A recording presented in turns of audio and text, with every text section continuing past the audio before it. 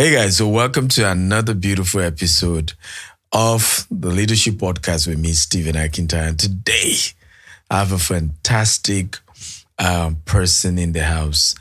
He's a pastor, but he's a key entrepreneur. He's into educational consulting and several other business interests. And today, we're going to be looking at leadership issues from church members to pastors to, of course, education, which is his forte, and several other issues. But ladies and gentlemen, meet, will I say doctor or pastor, Akin Akinpelumi. Akin is fine. Good to be here. Which one do you prefer? All of them. All of them. Good to be here, Dr. Stephen. Thank you so much for coming. It's good to have you. I will say that you've been around. And one of the things that I admire about you is your ability to network. You are a master networker. How did that part of you emerge? Let me start there. Wow. Networking. Yes. Because you happen to know everybody. Like somebody popular actually said to me on the phone, he said, who Pastor Akin does not exist. You can tell who exactly said that with those lines, but I really wish. So for me, I believe in the principle of systems thinking called interconnectedness. I believe that every human being, we're connected. You're connected with what is animate and what is inanimate. And if you think systems, you will know that there's a connection with every human being. So I am very cautious of that every day, anywhere I am, whatever I'm doing. I can even feel bad that I have not had a connection in 10 to 20 minutes. And that's how bad it is with me. So I'll give an example. One day I was going to Abia State, and I went through Owerri Airport, Sambakwe Airport, precisely. So I sat down next to a man who was he just sat down next to me. And we sat down together. And the first thing I said is, good morning, sir. You look so good. I said, oh, good morning. And that's just me, because most times it starts with voice actuation. The energy begins to bubble, the interconnectedness. Then the man brings out the newspaper and he begins to read the newspaper, and he was going to talk to me for 30 minutes. And I didn't come to fly to sleep. I didn't come to read. I wanted to network. I didn't come to take the juice or the toast bread inside the cabin. I just came to network, and this guy wasn't going to talk to me. For 30 minutes, I felt like there's something wrong. Wow. There's something wrong with that energy that morning. It was 6 a.m. flight, and 5 minutes to the end of the flight, they just announced that we're going down. And the man said, oh, I'm sorry, you wanted to talk to me, but I'm very busy. I said, it's okay. He said, I was reading about myself in the newspaper. Reading about yourself. Then I said, okay, that means I wasn't wrong, because there's interconnectedness. Who were you? And as we started talking, it was time to alight the flight, and the aircraft rather. And as he was going down, I said, can I help you with your suitcase? He was shocked, because that's another tool of networking. He was really shocked. Said, nobody has ever told me that in the first class cabin before. Wow. Then I helped him. As we got downstairs, I saw 4 police officers walking towards me. I was scared. So let me take you to another scene now. Forgetting about this. That time in my life, I just lost all I had in the forex market, in the Nigerian stock market. Wow. I've lost all I worked for and the monies of 20 investors. Wow. So I was almost walking dead, and everything I knew and everyone I knew, they were all threatening me at that time. Wow. So if I see military men, I'm scared, like, including Boy Scouts that can't do anything to me. It becomes traumatic to me. And the 4 police officers were walking towards me. I said, wow, you could have picked me up in my house, picked me up on my street, picked me up somewhere, not at the airport, not even when I'm trying to, and suddenly when the guys came, they saluted me. Then, when they saluted me, the game changed. I maintained my steez back. Maximum composure. I said, you can't come and arrest me and be saluting me. I began to laugh again. And suddenly it dawned on me that I was being stupid. It wasn't me that they were saluting. They were saluting the man that was by my side. And they took the bags from me. And the guy gave me his card. I went to my luggage room. And while I was waiting for my stuff to come out, I opened it. The name I saw on it was Yemi Osibajo. Wow. Before he became Attorney General of Lagos, before he became the Vice President of Lagos, before he became the President Nigeria never had. So it means that potentially you walk energy is so powerful that you walk in the midst of people that if you are not connected to that reason, you wouldn't know what you have missed potentially. And that's how networking is part of my life. That I believe in interconnectedness very strongly. But how did you build that culture of interconnectedness? Because I'm curious. How and at what point did you see that this is something important? Maybe it was part of my journey. So I went through a time in my life where it was pretty difficult for me. And every time I needed to rise, I noticed that I needed a man. You see, God is there. God is powerful. But God hides his blessings in men. Come on. So I say that the second greatest miracle after salvation is a miracle of relationships. Wow. People even spend time praying. And when you're done praying, the intelligence you gather from the place of prayer is that God leads you to say, this is where, this is who. It's not the euphoria that you prayed. The intelligence you brought out of it, God hides it in relationships. So you can pray all your life and you have a bad attitude. And you just keep asking yourself, you keep praying. Because we're very religious people who love to pray, but you don't get the breakthroughs. So for me, I went through a real downtime. So growing up was really difficult. It was really difficult for me. I mean, my father used to be rich. Then used to is the word. And so in the 80s, my father, things happened. He grew up from being a cleaner. He entered Nigerian breweries as a cleaner and rose to become a director at Nigerian breweries. Wow. And right before our eyes, we saw our father go down. So we're back to square one. This was 1989, 1990. Let me cut the long story short. We hit the road back and we began to hawk. I hawked 16 things. Every time I needed help, nobody wanted to help me. Wow. So I had to struggle through life. I hawked 60. So if you put a tray on my head, without my hands holding it, the tray is going to stand straight for 2 hours. Jesus. Mastery. Up to now. Mastery. I tried it 2 weeks ago when I was doing an interview. I did it 2 weeks ago for an interview. Really? I tell you, it's going to stand straight. You know, people don't believe it, because they don't know we go through hell. We just come out smelling like heaven. People don't know that. I sold ice water. Wow. That 50 kobo ice water on the road. I mean, because nobody was going to help me. I sold pure water. After ice water, the sachet water came out, I would call pure water in Nigeria here.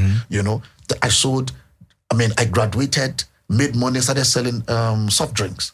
I sold Tandy, Limca, Gold Spot, Green Sand, all the Dr. Pepper. Gen Z, product. you don't know this. Don't worry. I bet you they don't if you are know. Gen Z, you don't know this. Don't bother. No, they should not Gold Spot. You guys should not Gold Spot. Not so bad. I sold that.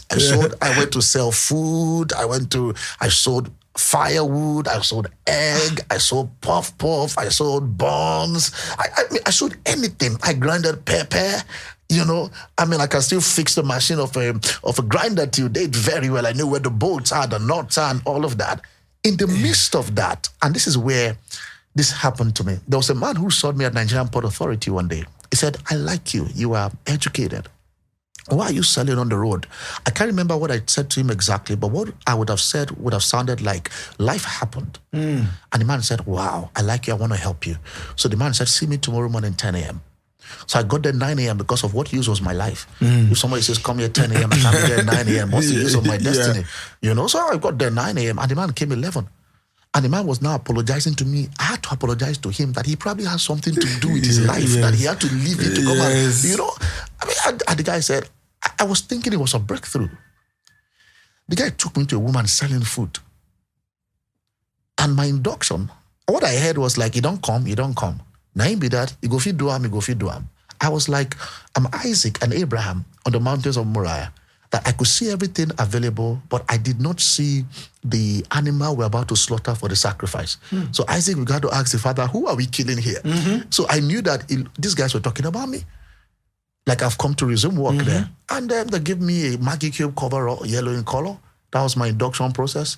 And my orientation, and my JD was to wash the plate, serve the food, go pick up money by 4 p.m. and to get home at 10 naira. What year was this? This was 1996. 1996. 10 naira. So Jesus. every time there was no man, I said to myself, I would not just find a man, I also want to be the man. Come on. And I said, God, whatever it will take, I know that the heart of the kings are in your hand. There's nobody I cannot be interconnected to on the earth. I know that cautiousness came. Then, of course, some professional helps also came around that area, and I began to network. Wow. Interesting. Interesting. I like this story because it resonates with me. I mean, I know. I've done some hawking too, but my tray can't stay in my head for 2 hours. So. But you went to Covenant University. Yes, after many attempts of other universities. That was the university that finally graduated me. So how were you able to afford that? That was a big deal. I got cell biology genetics in University of Lagos. I wasn't enjoying what I was doing. Okay. My father really wanted me to do medicine. Okay.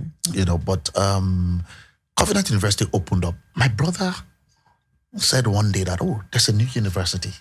Do you want to try it? Instead of sitting down home after writing JAM for like 5 times. Was this, so you guys were the first set? No, I wasn't even second. I was even the second or third. Something. Okay. Yeah, I wasn't the first. I missed the first one. When he was telling me, I was still asking, can we still pay for that? Can we do that? Yes. No, I couldn't.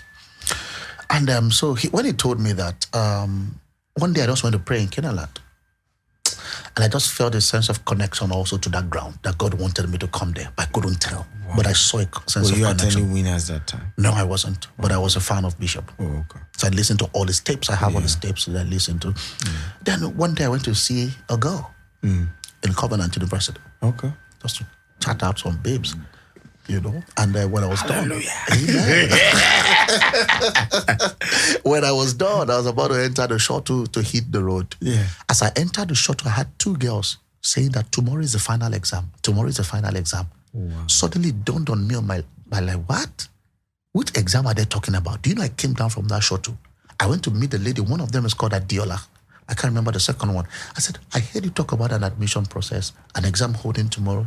The girl said to me, did we call you to this matter? I said, I'm sorry. I said, but something just woke up inside of me. The girl said, it's the Covenant University exam and the final exam is tomorrow. That they have done this is supplementary or something. That's the final. I said, final. Then suddenly it dawned on me that God wanted me to come here because I got that euphoria of that interconnectedness again. I said, wow. Were you a born again Christian? Yes, I was. Okay. Though we used to borrow it and return our lives back. But I was God conscious. Yes. Wow. I didn't enter the shuttle again. I asked the girl, tell me where the admission office is. I went to the admission office, true life story. The day Bishop Wedipo hears this story, he's going to sack some people on there. I went there.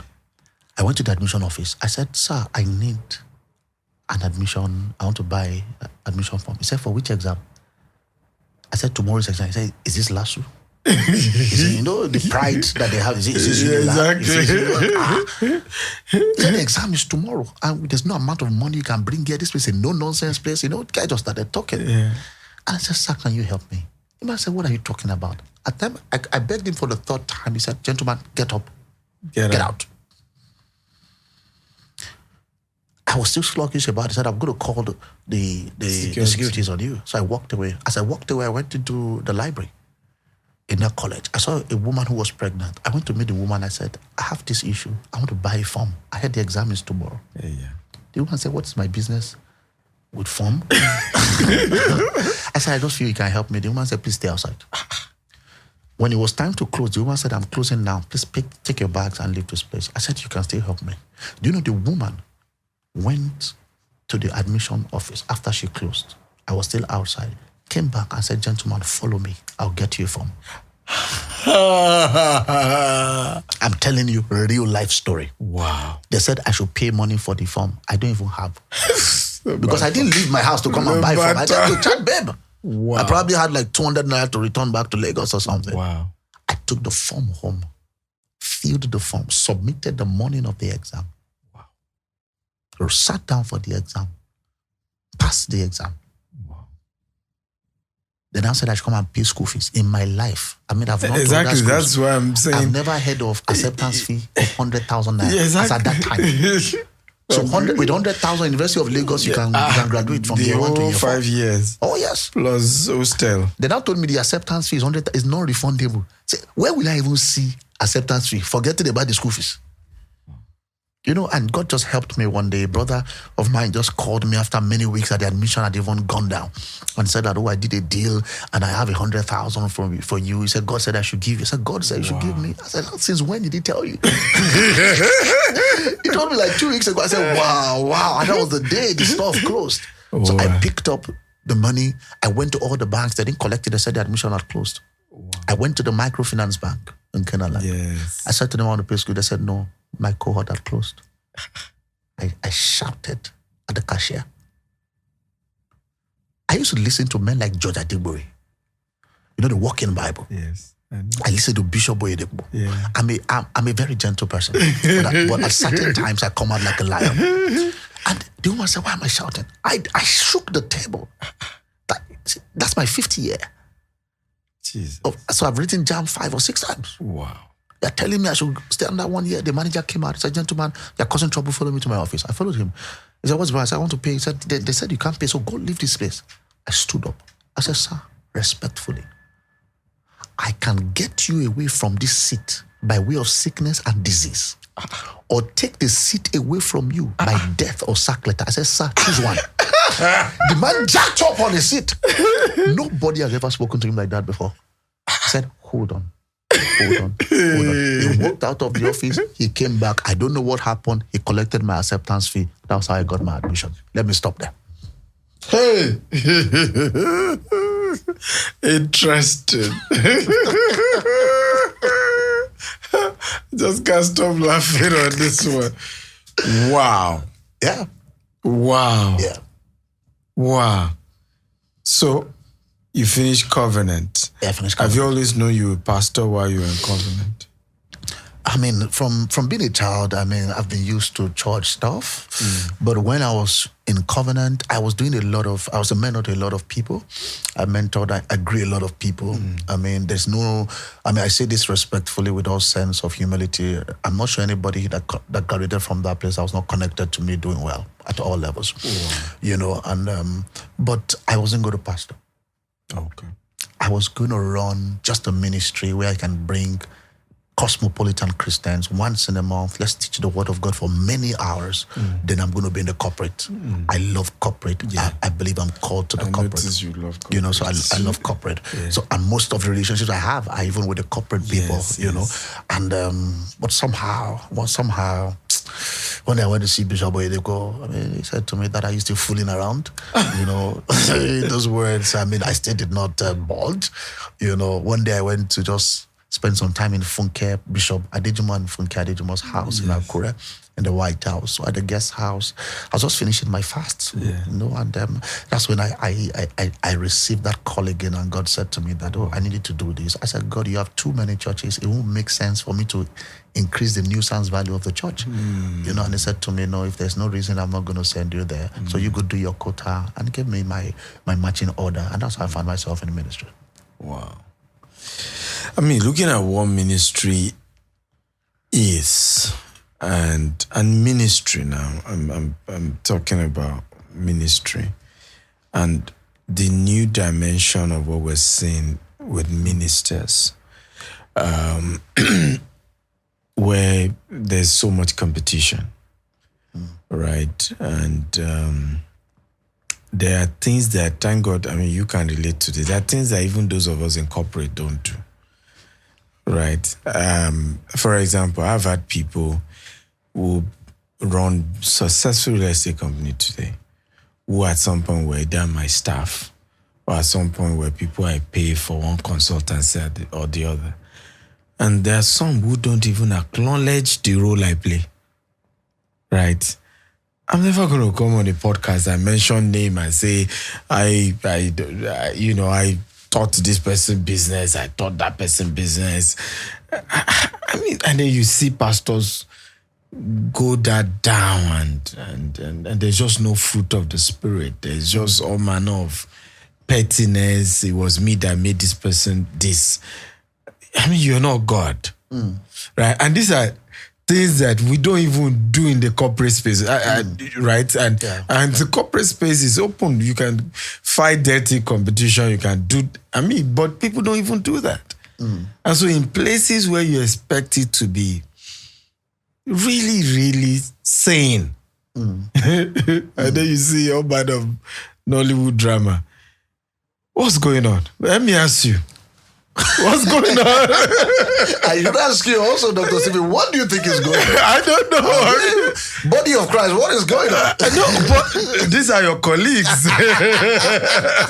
Senior or junior colleagues. But you also know that you are a pastor. And you've pastored for many years, so they are your ex-colleagues too.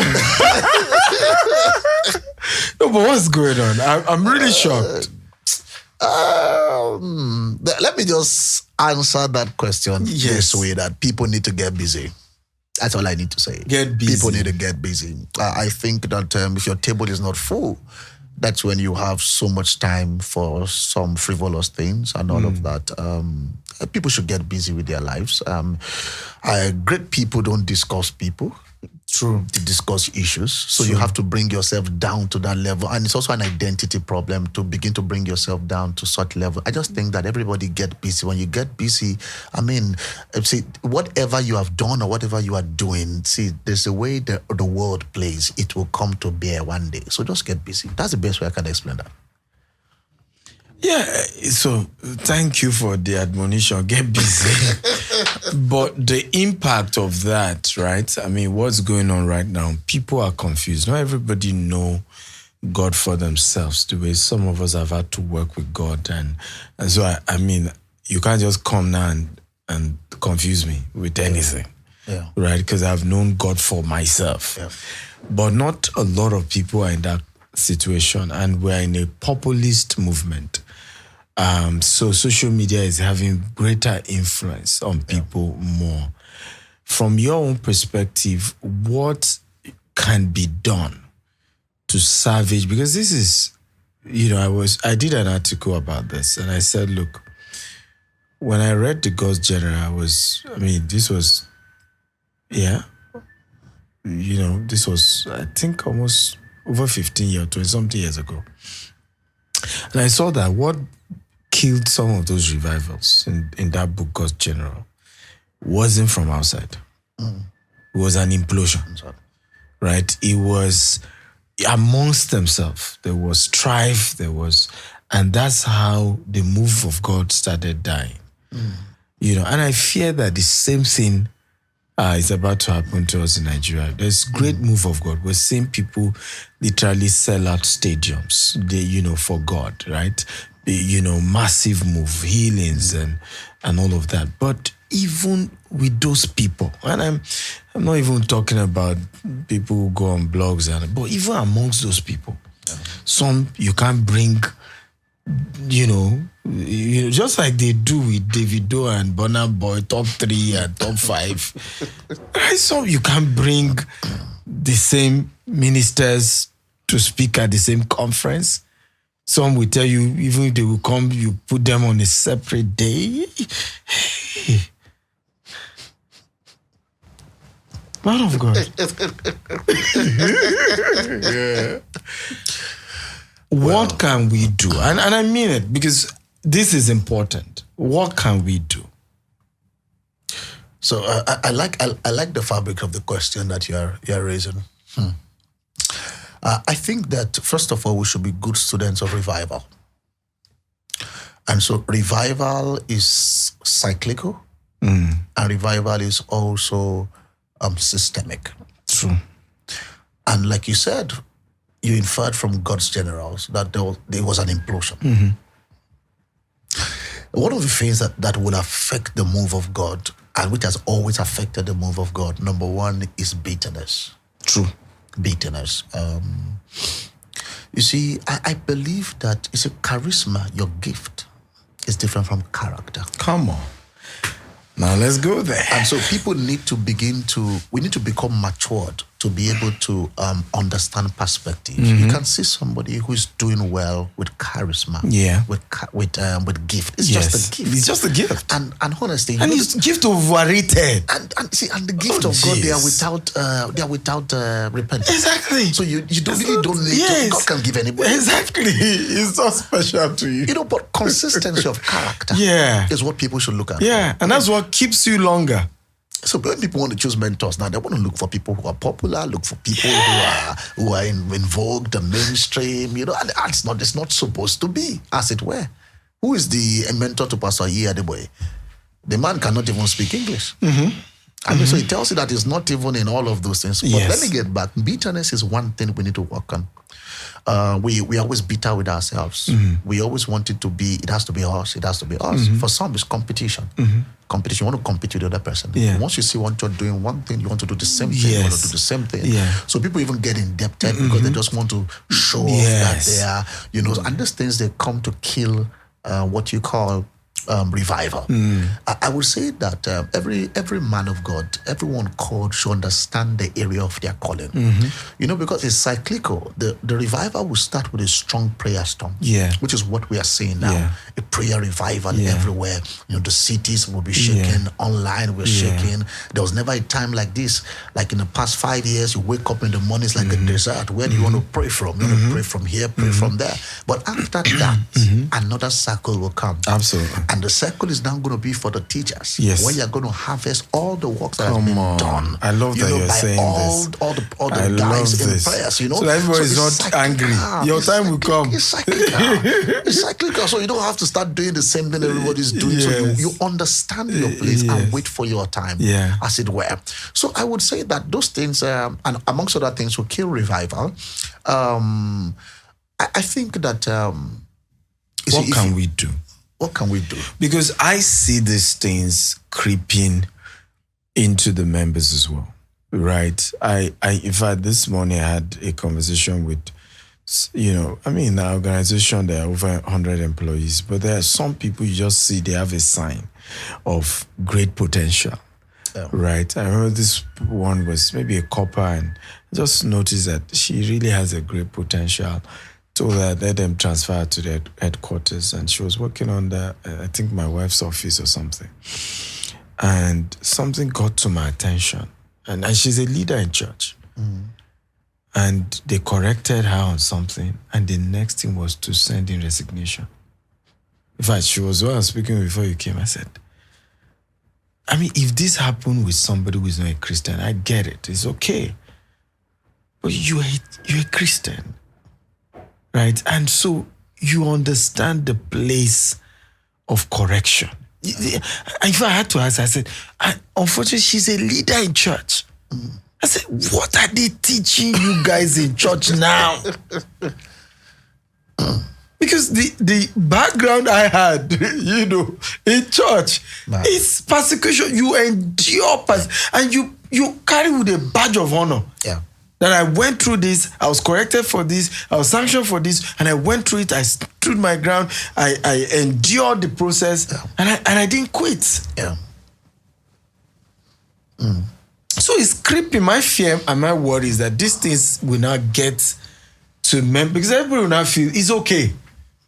We all can start fighting each other, and it just kills what exactly is being a Christian.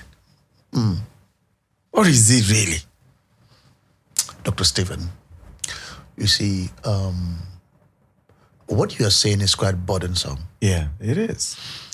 When doctors from different states, for example, who have never met themselves before, they can meet in the theater room for the first time, and they can carry out a successful, absolutely, what do you call it, operation without a fight. Yes. You know why? Because they were all taught with the same curriculum. If you meet a Christian here, and you meet a Christian somewhere else, you are wondering, are we reading the same Bible? I get you. You see it? So you need to now look at what is the context, what's the curriculum that we are being fed with. Number 2, discipleship. Yeah, come on. Discipleship is missing in the body. So I think we should get back to the place of discipleship, and we should get back to teaching the right things. And this also helps me to get back to how did you even become a pastor? Because if you're a pastor who missed curriculum and you graduated on your own terms, and you now start a church and you didn't have the right curriculum, you can see the kind of people you are going to raise. I want to ask you this question because thank God you went to Covenant University, it's a Christian school. People have this argument of it's a missionary school. It's a missionary school. The school fees church members can't afford.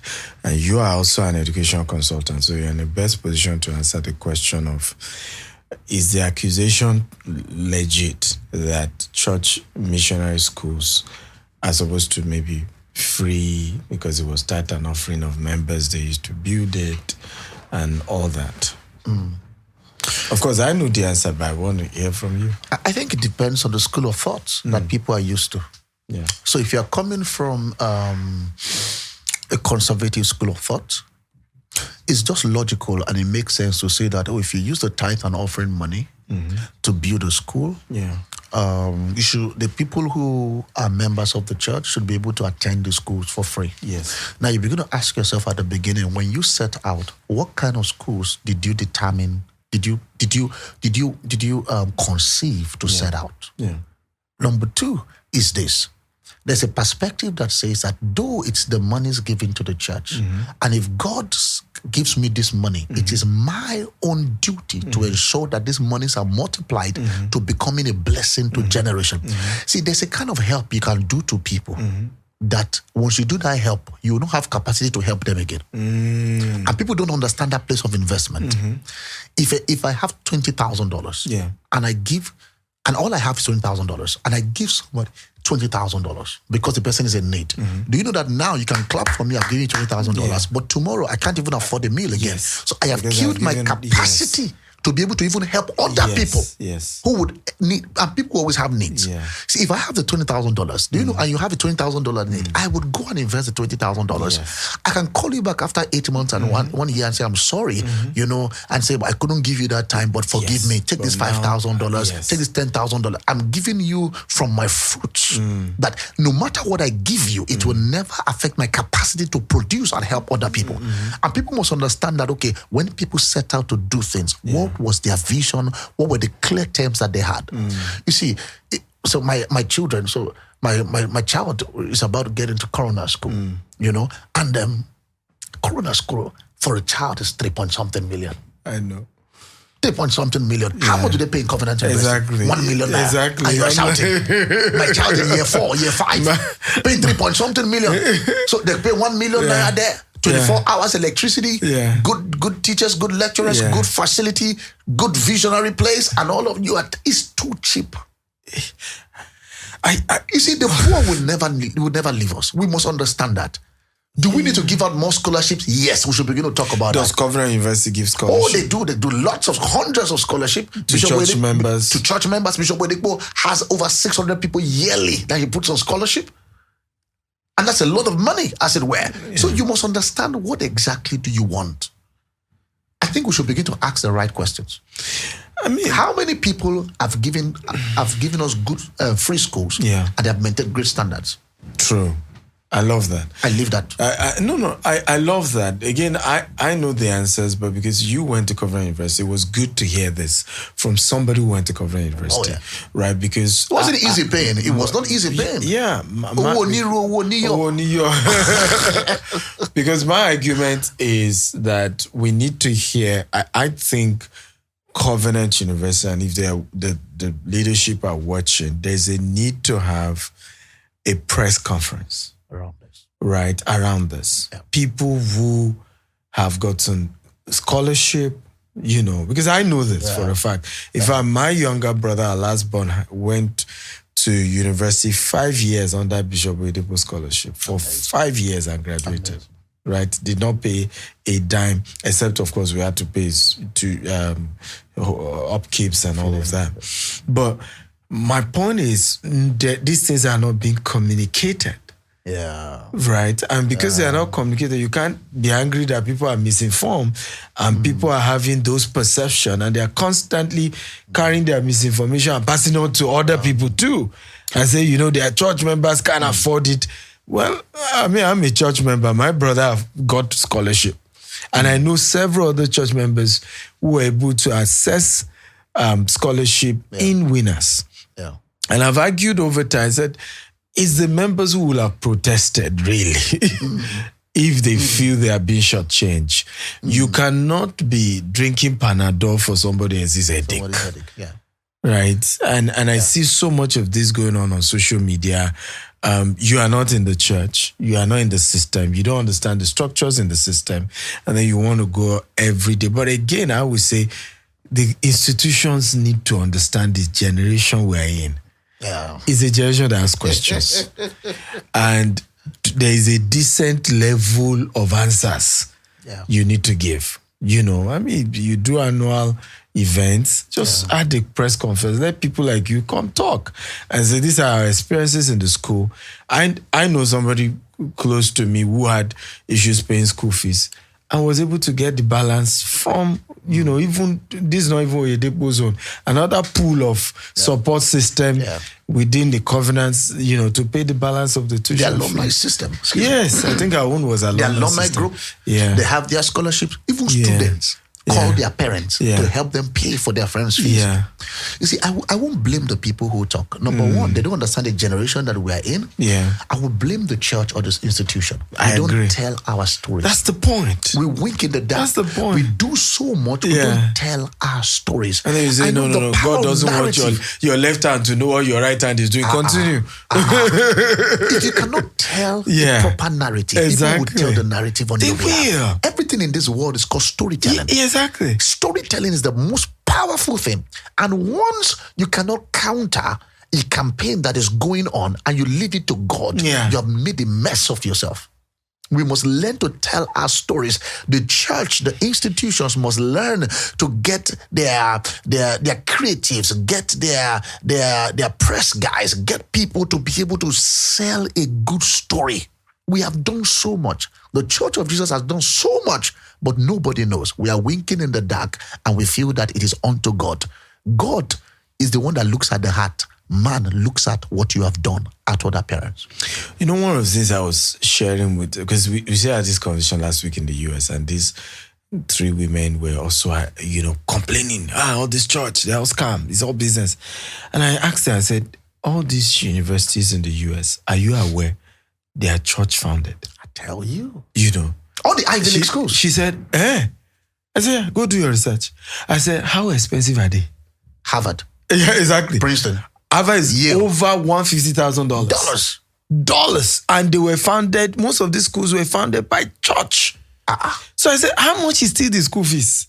Lagos Business School was the seminary for Catholics. Yes, I know. I said because education is expensive. And for you to maintain standard... It is too expensive. Try... To maintain certain standard. Some people still don't know that Covenant University is still being subsidized Super cheap. by the church. Super cheap. That the tuition fee is not enough to run it the way it should be run. Highly subsidized. Look, there are primary schools in this nation, they are more expensive than those universities. Yeah, my children's school fees is over 4 million. Can you imagine? And there's a school now, primary school, that my friend is working on. They just finished. It's Charterhouse in Aja. I heard the story. I saw the picture. You know how much they're paying per year? How much? $20,000. Jesus. $20,000 Charterhouse. I heard so. I saw the 3D. I know that your children should go there soon. $20,000. It's for the CEOs. It's for the high and the mighty. Yes, people like us and our children there. But I went there. I went there on a courtesy visit. I went with John Todd. John Todd took me around. I looked at it. It's worth it. I like to If you think education is expensive, try ignorance. Yeah. But as an educational consultant, what is missing with our government schools? Because, the reason why churches and other private sectors are having to come in is probably because others are not doing their job in terms of the government schools are substandard. And some people will argue that maybe it's government people who are intentionally making the public schools go down so that their own private schools can sell. The problem of education in Nigeria is quite, it has eaten deep into the fabrics of the system. That it's not black and white again. I could sit down and give you over 20 reasons why I made that statement. Number one, I'll start with the teachers. The teachers that you have in the system, they are teachers by circumstance. They did not become teachers by choice. How did they become teachers by circumstance? Maybe they wrote JAMB and they did not get the course they wanted. They gave them biology education. They gave them English education. And because of that, they entered into that depression mode. And all they could do with that is to get back into the classroom and teach. And they used that annoyance upon the children. Wow. Teachers by circumstance? What about teachers who are not well paid? Yeah, that's that one. And they have businesses at home. When I was in the primary school, my teacher during the break would give us vegetable leaves to be cutting out. Yes, I tell you, or the egusi, whatever, the melon, to break it down. Because she has business, she's good. How much is she being paid? Wow. I went to a Baptist primary school. Wow. How much is she being paid? So teachers are not well catered for. So why would I be teaching you to prosper when my children can't go to school? I can't pay my own children's PTA and you want to succeed under me? You consult for state governments. What are you telling them about these issues? I mean, we say all these things every time. Yeah. We say all these things. In the budget of every state or every nation, and by the benchmark, community benchmark, international benchmark, education is supposed to have the highest. We do not reach the bar in Nigeria. We do not reach the bar in our states. That tells us that we're not ready. We're not ready. There are no infrastructures. The private schools who are helping out, because the public schools cannot cater for all schools, because we don't have the infrastructure. If I give you data of the number of public schools that we have, you ask yourself, with the population, how would they have handled it? Now, private schools evolve. Now they're killing them with taxes. How can a private school be paying 16 taxes? Really? Now, many private, and I'm telling you, in the next 10 years, private schools are going to pack up more. Wow. So so you now go to the question of curriculum. Wow. What are we teaching these kids? We're using curriculum obsolete of 10 years, 20 years, 30 years. You can go to, and you say you did an MBA university or one university in Nigeria, and you came out and you think you did an MBA. That's not an MBA. Your brain is obsolete. You were taught with the curriculum that has expired 20 years ago. You're just carrying expired certificate up and down. Jesus. So, I mean, with all due respect to every problem, I'm going to be a professor by next year. I mean, so with all due respect to our lecturers and all of that, we have not done well. They have even stopped professing. The last time a professor professed that he wrote a paper is 10 years ago, 20 years. You're not even current. Wow. It's a big shame. The educational system needs to be touched again, and we need to look at it again as a nation. Who needs to do something? We have not put the right people there. The government are not putting the right people there. They're not putting experienced people there. They're putting people into education out of emotions. They're putting them out of sentiments as a payback for helping their career to get where they are. I mean, you're not putting the right people at the right place. What are they going to do? Somebody who knows nothing about education, administering education for a country or a state, what do you expect as the outcome? It's called patterns and mental models. Mental models will always produce the outcome that you feed into the system. Wow. So now churches trying to supplement with church schools, and same thing with healthcare. We have in church hospitals. What should all these private sectors be looking out for? What is also missing with the private sector that is trying to supplement what government is doing? Private sector, I mean, so for them, they have their CSR, and they're just trying to help. So for all, I think, I would say that we should encourage them. Okay. Encourage them to do more. See to it that they are actually carrying out their CSR operations regularly. The taxes are being paid. to ensure that these things can also help. I don't need to have 6 taxes, 16 taxes. You don't need 16 taxes. Just encourage them. 2 or 3 is fine. 2 or 3 is fine. I mean, so I just think that the private sectors they're here to help, and just give them an environment that will help them to do that. Try. Yeah, that's fine. My last question to you is it important, and I'm saying this so you can speak to your colleagues and either senior or junior, is it important for pastors to be more, I mean, we know if you're trying to say you want to, we know our fathers have done their bit. I always argue that the Jew was a lecturer. Yeah. Bishop Oyedepo had a job before he started ministry. And particularly for young ministers, is it important for the second generation, after them that the Jews, Bishop Oyedepo said, the next set, because they are more relatable, can they begin to be more open to these younger pastors to say, hey, it's okay to get a job. Yeah. It's okay to have a business on the side. Can people become more transparent to say, yes, I'm your pastor, but I have some businesses or investments, so that more people get into ministry don't just feel God called me full time. Are you trying to say the fathers are not transparent? Or no, my argument is that their generation as to information is different. It's not even. I was actually pulling your legs. I know. You won't put me into that. But I think it's a generational thing.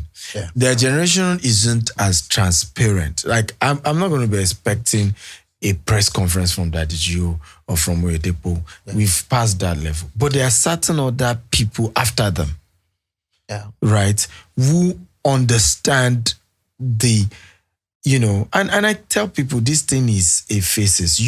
There are certain Goliath your father needs to fight. Yeah. And there are some that is for your generation to fight. Yeah.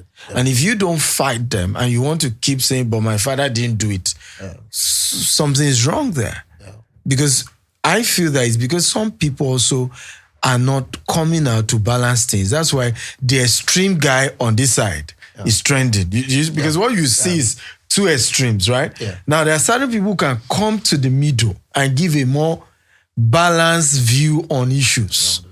Right? But everybody see also, I'm a full-time pastor, I'm ordained, I don't do anything. No, come on. We know you are investing in real estate. We know you are investing in... Once in a while, let church members know that, yes, I'm your pastor and I do this most times, but I have other things I do. So please, even if you hear God's call tomorrow, don't throw away what provides for you and your family. And how do we balance these things? Let me honestly appreciate that there are some men who have been very true to themselves. But they are like 0. Someone like Dr. Sam and 0 point will teach you entrepreneurship. You and I know that 0 point. Still 0 point. 0.01. Olumide Emmanuel will teach his people. 0.01. Pastor Podemade will teach his people. Pastor, we invite those who are professionals. So you should understand what he's trying to do without saying it straight. I will argue that I love Pastor Imade's strategy, because there are certain pastors who might not necessarily start a business, right? And at least being able to bring professionals to come teach the members and help the members, I love that. But the ones that I'm more bothered about, those who are just silent on it. Even the day that is business breakthrough, is still going to be, prophets and, and fasting and sow seed. And there's nothing practically teaching people about how to balance their lives. See, honest, let me say it as it is. I'll say it in Yoruba. What I feel is that there's this proverb. It's not from the Bible. It's a proverb that Ikoti agbaba fi jo ọmọdé lọ. Akin fi hàn. Taba fi hàn. Àní mú lé lọ́wọ́. Taba mú lé lọ́wọ́. Àní sọ tó ṣe ń lò fún. Tó bá mọ tó ṣe ń lò. Àní sọ ẹ̀rọ ẹ̀ fún. You need to interpret it in English. You too will interpret it. It means that what the secret of elders, right? We do not share with children. Yeah. If we share with them, we do not help them to understand the usage. Yeah. right? Yeah. If we help them understand the usage, we do not make sure they understand the side effects. Right? You did well. You did well. You did well. You did well. You did well. Okay. Why is that relevant to this? That? As Africans, we are naturally power brokers. I see. Africans are natural power brokers. Yeah. We feel powerful when we hold power.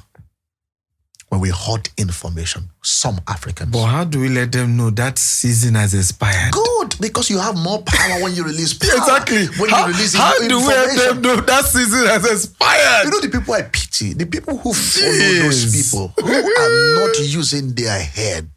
There's full time, FULL, and there's FOOL. Yeah. You know, somebody came to meet me. You're pastoring 20 people for 7 years. Yeah. You can't pay your rent. Exactly. And your children are struggling. Me to pray for him. Yeah. I said, I don't need to pray for you. God call me. God call me. Get a job and be pastoring together. So some that can do it. Maybe you have some investment somewhere and you're now beautiful.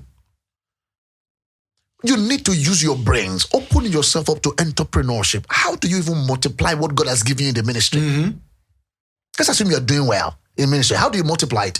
But do you think the reason why pastors don't want the message of entrepreneurship and investment to go mainstream in church is because it's not sweet? And sometimes it sounds like it's Sounds worldly. what they teach. It sounds worldly. And it's because, you see, how you interpret the Bible is very important. Dr. Stephen, those capable of transferring wisdom to you, they are capable of transferring nonsense to you. Errors. Yeah. You can read the Bible. Coded in truth. The Bible is not to be quoted. The Bible is to be coded. It's something God programmed in words. You can read the Bible and you will see strong entrepreneurship system in the Bible. You see strong corporate system in the Bible. Abraham was he full-time? That's my point. Isaac was he full-time? That's my point. Jacob was he full-time? Exactly. Paul was he full-time? I'm happy we're having this conversation. I hope it goes viral. In fact, when you did a book for pastors, I was very happy. Yes, I was the very Billionaire happy. Habit for Pastors. I'm not sure I have it here. Because all our covenant fathers of faith were not full-time pastors or priests. They were full-time business people who loved God. Real estate, who served God. Who were standing for God. Irrigation system. So we need to go back to teach that message. This is why the world, when they listen to us teach, they feel like we don't have answers to the problems of the world. That's the point. Because they see us as crap heads. Exactly. All you need, is prayer, fasting, and you cannot give practical solution to the problems of the society. Jesus. See, I've stood in places to speak. I've spoken in Martin Luther King Jr. Day. I've spoken in epoch-making events, and it's not because I was a pastor. Exactly. It was just because I have brains. Exactly. God gave you brain so that you can give him rest. Well, thank you, sir, for coming. We will not end if we continue like this. Thank you for coming. And ladies and gentlemen, that's a wrap on this this particular episode of the Leadership Podcast with me, Stephen Akintayo. I hope maybe one day we'll bring my guests. These are people for part 2. Love you. Have a wonderful day. Bye-bye. Thank you, Chair.